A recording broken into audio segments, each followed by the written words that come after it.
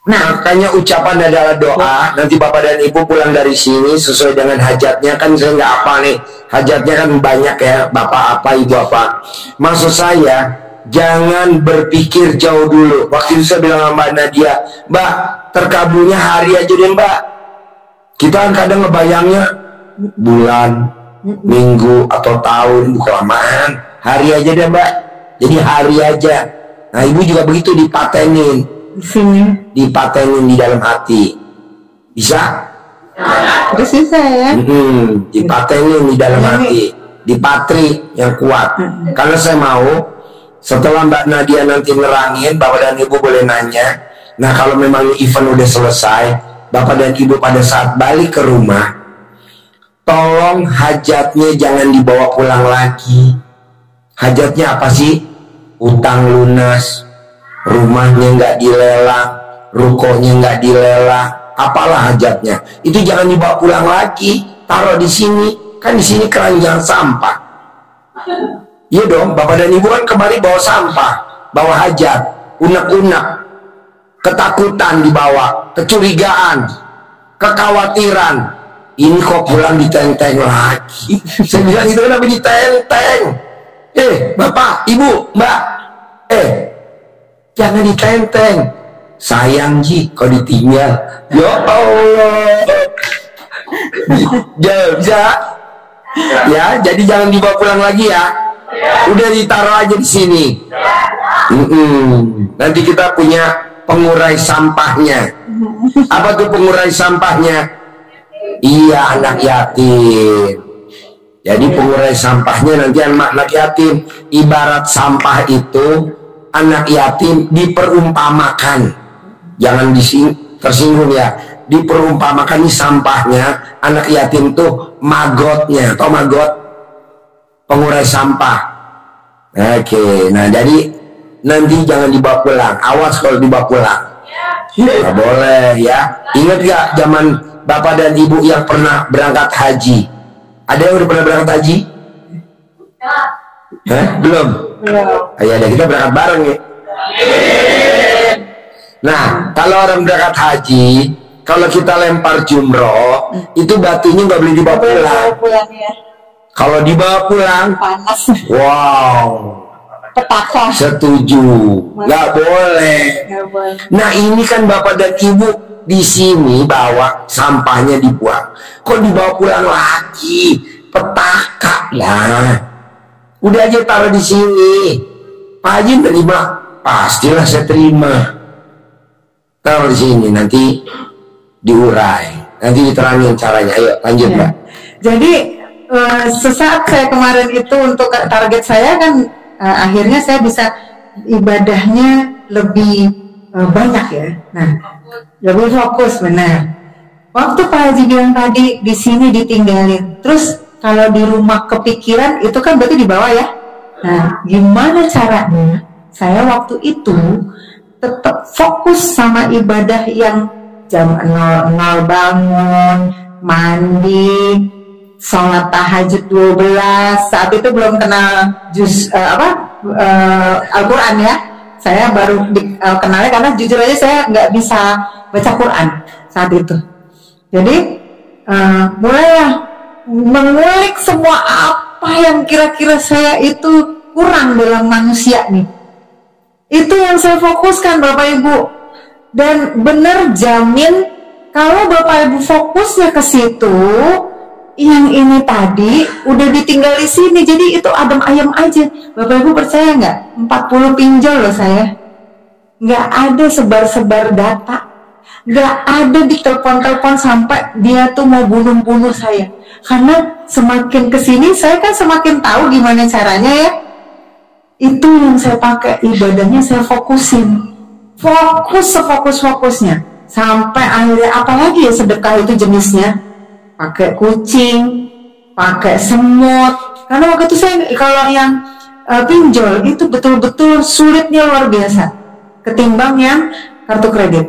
Karena yang pinjol itu kan bener-bener kayak pembunuhan ya, jujur aja, nggak punya duit sama sekali.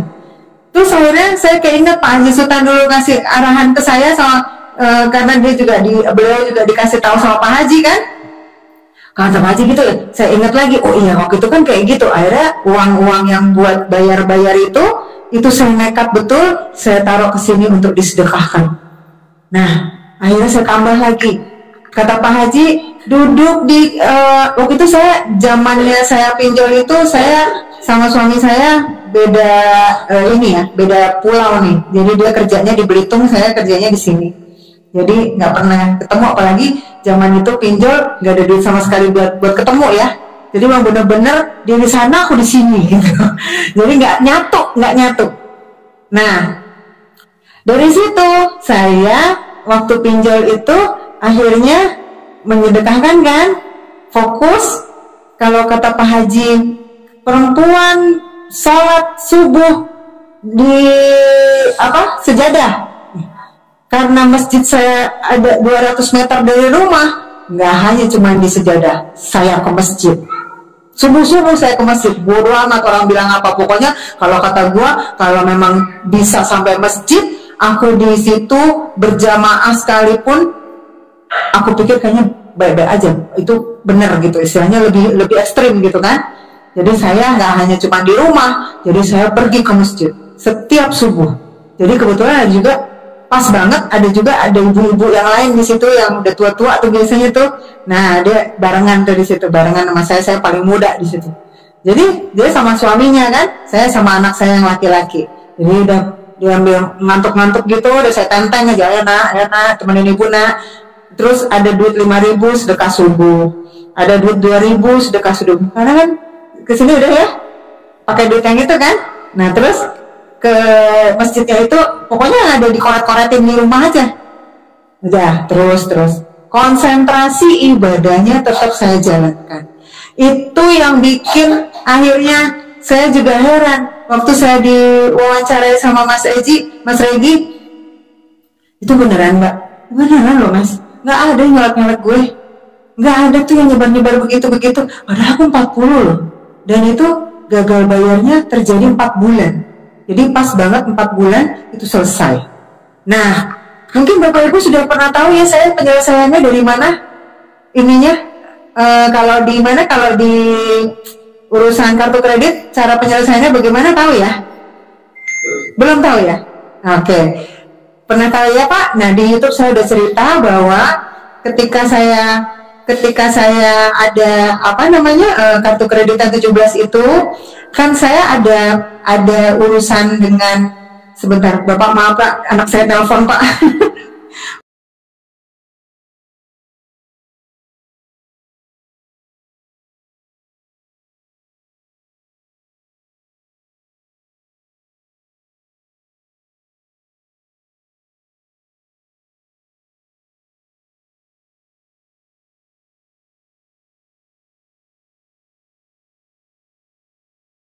Jadi sewaktu saya di kartu kredit, caranya kan saya ada ijab yang kedua tuh, dapat yang namanya target tadi ya. Saya dikasih hadiah sama Allah lewat target itu tercapai, target itu terlampaui, gaji saya naik 2 kali, sehingga saya bisa sehingga saya bisa melengkapi yang ini ya, yang urusan-urusan itu ya. Tapi waktu gaji saya naik, saya dikasih bonus juga sama Allah. Saya dikasih bonus dari kantor saya, terus saya minta bonus itu pakai pinjaman kantor. Berarti kan gali lubang tutup lubang ya Bu. Gimana nih, kok sama aja dong gitu kan. Nah tapi gini, setelah sebenarnya kan nggak bisa nih saya menghadapi itu nggak bisa mendapatkan pinjaman kembali gitu ya. Saya itu nggak bisa mendapatkan pinjaman kembali, itu nggak bisa karena kan BI checking saya udah terhitung merah. Akhirnya pimpinan saya minta tolong ke atasannya lagi dan bertanggung jawab terhadap saya. Sampai seperti itu berarti yang menggerakkan siapa? Yes.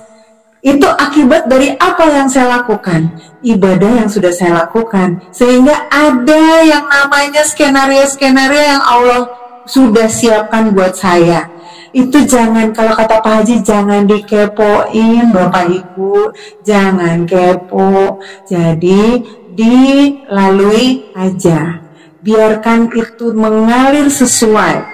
Saat itu saya dikasih akhirnya pinjaman 150 juta untuk menutupi semua kartu kredit saya ini.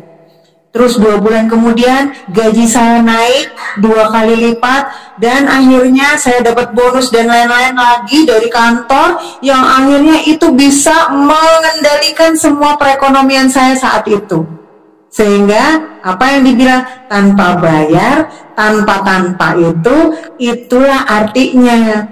Jangan diimplementasikan tanpa bayar, berarti aku hutang itu tidak terbayar aja. Jadi aku kesini ngijab biar nggak bayar hutang, ya bukan. Bukan seperti itu ya Bapak Ibu. Tapi ada caranya Allah.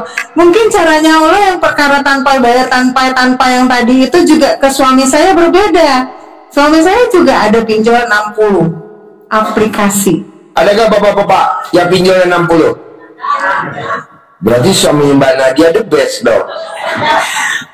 Bininya begini saya. Ada gak ibu-ibu nih yang kelilit kartu kredit 17? Nggak ada. Berarti Mbak Nadia the best. Jadi dari yang kayak gitu tuh, suami saya itu terselesaikannya berbeda dengan saya. Suami saya itu terselesaikannya dari dia itu setengahnya dibredel sama OJK.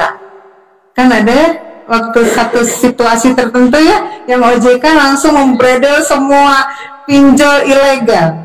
Artinya setengahnya bayar ya? Nggak bayar ya? Nggak bayar kan ya?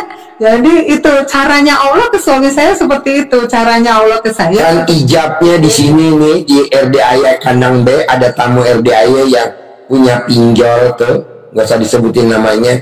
Dia ngijabnya gini, pinjolnya ditutup atau apa tuh bahasanya. Terus ada kata amin, pinjolnya ditutup, amin amin. Benar tuh pinjolnya dibredel kan. Iya. Nah si pinjolnya nonton YouTube, didoainnya di RDAY, pinjolnya datang ke sini, bosnya naik mobil Alfa terbaru, ijab lagi di sini, pinjolnya buka lagi karena amin amin, karena pinjolnya buka lagi. Jadi artinya apa? Kuat-kuatan sedekah. Yang kena kartu kredit sedekahnya cuma 100.000, yang punya pinjolnya sedekahnya 100 juta. Jadi yang menang siapa? Yang punya pinjol. Yang punya kartu kredit sedekahnya 100 juta, yang punya pinjolnya sedekahnya 1M. Makanya pinjolnya hidup lagi. Tapi kan keburu udah tiarap di bawah laut. Lanjut. Ya, jadi ya kejadian suami saya tuh seperti itu. Nah, separohnya lagi, Telkomselnya dia, teleponnya itu, kartunya itu rusak. Saya sampai ngurus ke Telkomsel sini, ternyata nggak bisa dipakai. Artinya apa Pak? Bu, nggak bisa dihubungi kan? Sampai sekarang.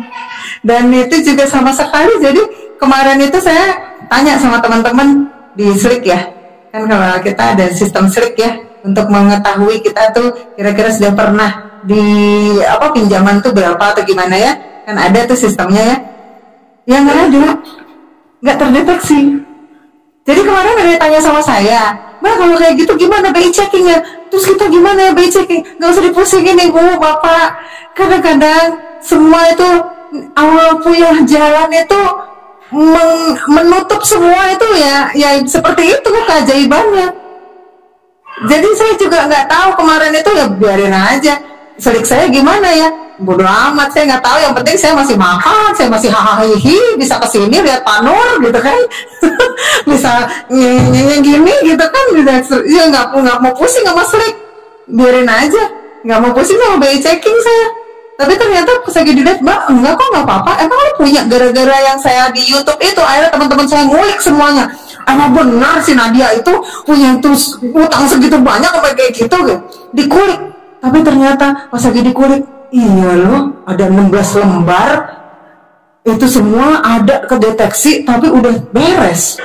Kok bisa, Nat? Ya bisa, gue juga nggak tahu. Allah yang urusan. Saya juga nggak mau tahu, biarin aja, kan Allah yang kasih.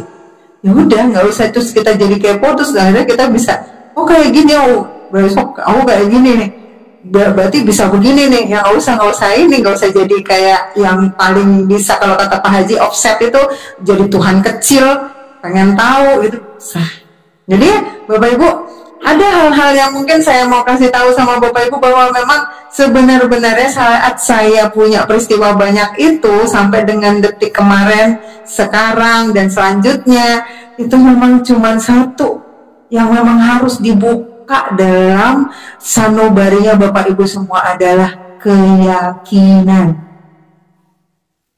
Ketika Bapak Ibu nggak yakin, artinya yang seperti tadi saya bilang, antara ini dan ini nggak sinkron, jadi nggak yakin, ragu-ragu timbul, sehingga nggak akan itu bisa terlampaui atau terselesaikan.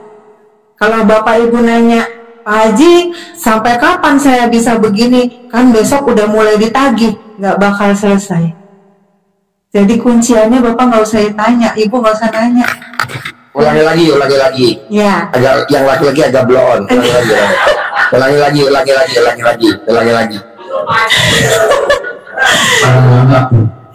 Jadi Bapak Ibu, saya mulai eja kembali ya. Setelah saya mendalami semua peristiwa yang saya alami, bahwa setiap peristiwa itu tidak bisa ditakar yang namanya durasinya. Kalau Bapak Ibu nanya sama Pak Haji, sampai kapan aku begini? Karena besok Senin udah ditagih sama orang yang nagih. Kalau Bapak dan Ibu keluar kata-kata itu, gak bakal, dan saya jamin Allah tak mau untuk menyelesaikan urusannya Bapak. Sehingga Bapak Ibu harusnya diam aja menjalani yang namanya ibadah yang sudah diberikan sama Pak Haji, sementara gelisah dan lain-lain dibuang ke sini, bawa ke rumah adalah konsentrasi untuk melaksanakan ibadah yang sudah dikasih sama Pak Haji. Itu yang saya laksanakan. Tepuk tangan dong. Tepuk tangan. Jadi itu yang saya laksanakan Bapak Ibu. Jadi ketika Bapak Ibu nanti ini keluar dari sini, kita samakan persepsi dulu nih. Saya mau nyamain persepsi. Iya. Jangan nyamain alat kelamin ya. Persepsi. Nyamain persepsi dulu nih sama Bapak Ibu nih ya. Sebentar ya Bapak Ibu, maaf Bu. Tunggu. Nyamain persepsi. Persepsi. Iya, gitu. SD Impres maklum. Nah, kedua, harus sepakat pulang dari sini. Kita sepakat, ayo Mbak. Jadi nyamain persepsi dulu. Jadi yang tadi saya tekankan, mungkin saya mendetilkan permasalahan saya sambil saya lalui apa yang jadi Q-nya, key-nya atau kuncinya ya. Jadi mungkin bisa ditelaah pelan-pelan gitu, nggak apa-apa. Nah, kita nyamakan persepsi dulu. Ketika Allah sudah memberikan kita sesuatu, persoalan apapun itu namanya, dengan berbeda-beda, artinya kita mampu dengan apa yang kita laksanakan sesuai dengan yang sudah Allah kasih. Sepakat ya? Karena beda-beda kan? Sama nggak? Bapak Ibu beda sama saya? Iya dong? Nah, apa sih artinya beda-beda itu? Berarti Allah itu udah tahu takaran kita. Porsinya udah berbeda. Itu dulu yang harus Bapak Ibu paham ini. Porsinya sudah berbeda. Berarti Allah sudah kasih perbedaan ini. Berarti sudah yang namanya Bapak cocoknya yang itu, Bapak cocoknya yang ini, Ibu cocoknya yang itu, Ibu cocoknya yang ini. Ya, betul ya Bu ya? Nah, berikutnya adalah kita persepsinya kita samain dulu. Udah, kita bisa memandang paradigma itu ya. Kita bisa memandang jalan pikiran itu ya, yang tadi. Sekarang berikutnya, antara ini sama ini sama ini harus jadi satu. Gimana caranya?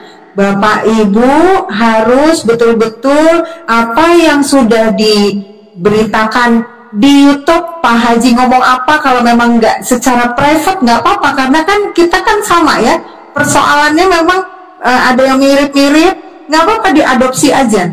Itu harus konsentrasi. Kalau Bapak Ibu antara ininya, kata Pak Haji, berarti disuruh jam 00 harus bangun ini dengan rangkaian bla bla bla gitu ya. Ternyata di sini, oh ya bisa. Di sini gini, emang bisa. Terus gimana 12 juz? Jam berapa mulainya? Apa ngantuk? Apa kan gue besok dagang? Kan aku besok ngantor. Nggak bakal itu akhirnya bisa terjebak kita punya hajat. Nah, jadi dari sini kita udah nih, Pak Haji udah ngasih tahu nih A, B, C, D, E, F, G. Oh iya Pak Haji, siap Pak Haji ya. Aku kadang-kadang suka lihat loh Pak Haji kalau lagi ngomong di itu apa namanya streaming yang pagi buta itu, subuh-subuh saya suka masang tuh kan, diulang lagi sama Pak Nur kan, udah langsung diupload kan, saya pasti dengerin. Jadi saya pengen tahu juga nih Bapak Ibu udah sampai mana nih ceritanya. Karena kan ada yang berulang gitu kan, Bapak yang kemarin nih datang lagi gitu kan, ada yang udah testimoni, saya pengen tahu aja gitu kadang-kadang. Jadi saya suka sambil siap-siap, saya taruh handphone saya dengerin. Bisa ya Pak? Bisa, oke. Ngerti nggak? Iya. Iya kan? Sampai keluar dari situ, gimana? Orang suruh 3 kali ml, buset, gue sekali aja dengkul udah sakit bener rasanya gitu kan. Nah, jadi jangan lagi dipertanyakan Pak. Yes, kita juga harus mikir lagi nih. Pak Haji pernah ngomong kan, gede hajat apa gede apa tuh? Jengkel. Nah, itu yang harus memotivasi Bapak Ibu untuk bisa berpikir, kalau keganggu ya sama urusan dari sininya terus, bisa nggak ya? Itu jengkel. Nggak. Kalau komen itu jengkel. Ya. Kalau ngeluh itu jengkel. Sekarang gede hajat atau gede jengkel? Ya. Kalau Bapak dan Ibu gede hajat, jengkelnya dimatiin, dihilangin. Ya. Ibaratnya tuh jengkel sama hajat umpamanya genset sama listrik. Tidak pernah genset nyala, listrik nyala, pasti meleduk. Salah satu mesti off. Ya. Nyambung nggak maksudnya? Nyambung ya Pak ya. Nah, jadi itu kalau saya dulu melakukannya, saya konsentrasi sama ibadah dan saya merekam omongannya anak-anak ini. Bisa, saya bisa, gitu kan? Itu kalau saya udah bisa nggak ya? Ya ampun, gimana ya? Itu udah langsung bisa saya bisa gitu. Aku kadang-kadang suka ngomong-ngomong sendiri biar bisa itu hilang gitu. Jadi saya harus sesuai, ini sama ini harus sama. Ketika Bapak udah nanti Bapak Ibu nanti ada tindakan nih di rumah nih, keluar dari sini nih ceritanya, tiba-tiba ada salah satu aja yang nggak sinkron nih, nggak sama, jangan berharap akan bisa selesai masalahnya. Ulangi lagi Mbak. Ya, ketika Bapak Ibu antara ini dan ini ada salah satu aja yang melenceng, ini udah oke, ini udah ucapannya udah oke, ucapan adalah doa, ya bisa, di sini terbesit sini, ya Allah, laki gue udah begitu, dia kagak ngerti, dah, paham apa sih yang, gitu kan, gue udah kayak gini, masa lu kayak gitu juga, Ge? Batal. Ya, nggak ketemu. Batal beneran. Jadi Bapak dan Ibu di rumah itu yang kata Pak Haji, jangan dibawa pulang. Itu caranya ngedeteksi tuh. Kalau nanti pulang dari sini, menjalankan kegiatan semua, kegiatan sehari-hari, tiba-tiba di sini nggak sama, batal. Ulang lagi dari awal. Gitu ya Pak. Ya, kita mulai nih untuk introspeksi diri nih kira-kira nih. Nah, satu lagi, saya menghaji juga kepada tamu-tamunya bahwa yang bisa merubah kita itu adalah Bapak Ibu nggak usah konflik. Suaminya gimana mau nyari, mau masalahnya bisa selesai, mau anugerahnya bisa selesai. Kalau kamu aja nggak cocok sama saya, nggak cocoknya apa? Lu gue udah sholat nungging lu kagak kan gitu. Ya, biarin aja Pak, Bu. Itu yang bisa merubah masing-masing tuh cuma Allah. Saya nggak pernah tuh nyuruh suami saya sholat, walaupun dia sholatnya juga masih belang-belonteng. Nggak pernah, biarin aja. Dia kata dia nggak mau sholat, dibiarin. Pas lagi saya sholat, ini dia, gue sholat deh. Nah, cakep. Kita sholat, kata mau punya duit 100 triliun. Gue nggak mau nih, ijab gue cuma 100 miliar, 100 triliun. Ya, betul. Nggak mau saya. Ya, setuju. Ucapan adalah doa. Saya nggak mau lagi cuma 100 miliar. Saya mintanya 100 triliun. Kata kita mau nyatu nih. Kalau kita mau nyatu, kudu ada duit nih 100 triliun nih. Oh iya, bebe. Ntar dulu ya. Gue sholat dulu. Karena dia di sana ya. Kan saya di sini. Kita nggak bisa yayang-yayangan nih. Dia di sana tuh di Belitung. Saya di sini. Iya. Beb, sorry ya. Gue sholat dulu. Nah udah mulai gitu tuh Pak. Udah kayak gitu. Saya nggak pernah nyuruh, nggak mau, saya biarin aja. Karena kan semua yang gerakin Allah, bukan saya. Jadi ibu nggak usah bawel ke bapaknya. Ketika bapaknya agak-agak main ceng gitu, agak jadi malas atau apa, biarin aja. Karena Allah lagi memberikan cobaannya kan masing-masing nih. Kalau yang ini di kita saudarin, lu jangan, ayo dong kamu jangan kayak gitu dong, gini. Itu sama aja ganggu urusannya Allah. Allah lagi konsentrasi beresin suaminya ibu. Jadi ibu jangan ikut-ikut. Bapaknya juga sama. Ya, ini yang maksudnya. Itu kan buat pasangannya, ya. Istri ke suami. Anak ibu juga bisa. Nah, coba terangin. Ya, kalau anak ke ibu juga nggak boleh. Jadi boleh. Ibu, misalkan ibu punya anak 1, 2, 3. Anaknya misalkan perempuan semua, putri-putri, atau punya anaknya laki-laki semua, itu juga mesti nggak boleh. Adek sholat ya, biar hajatnya mama biar terkabul, nggak ada hubungannya. Ini kalau nggak sholat dioprak-oprak, bukan ilmu RDA ya dong, nggak boleh. Nah itu ada lagi nih Pak, kalau kayak gitu saya nggak pernah ngomel, saya selalu selangkangin pada waktu dia tidur. Jadi ya sholat sendiri. Yang diselangkangin anak apa pasangan? Anak. Pasangan juga Pak kalau lagi tidur. Manut katut, biarin kan, biarin. Kita kan punya ini, jadi nggak usah. Kamu nih gimana sih? Gini. Itu 18 ilmu kandangnya habis, coret. Nah, pulang lagi dari awal. Nah, kalau ke anak, saya cuman ngasih omongan tuh, Pak Haji kan selalu bilang ucapan adalah doa. Jadi saya selalu kalau lagi saya gregetan, ganteng, ibu tadi bilang apa? Soleh? Iya. Saya udah kan? Kita nggak usah ngomel, biarin aja. Udah belum Bu? Ya. Udah, nanti kalau pas lagi dia tidur, saya suruh deh tuh pakai selangkangan begini. Ngomongnya gimana? Nah, saya kan 9 kali dulu nih Pak.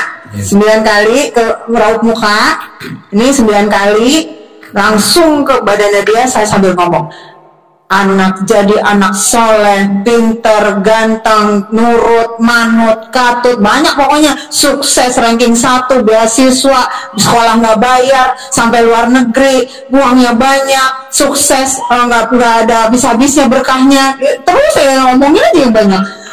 Hasilnya anak saya dari rankingnya 22 sekarang sudah 2 kali naik kelas ranking 1.